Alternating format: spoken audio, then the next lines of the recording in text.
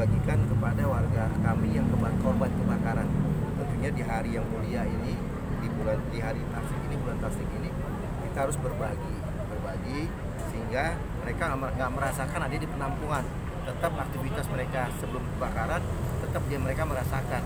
Di Idul Kurban mereka merasakan ada pembagian daging korban.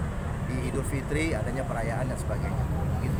Pak, dari hasil warga kami dari segi pembangunan dan sekarang memperhatikan di hari besar Idul Adha. Segala kurangnya, Assalamualaikum warahmatullahi wabarakatuh.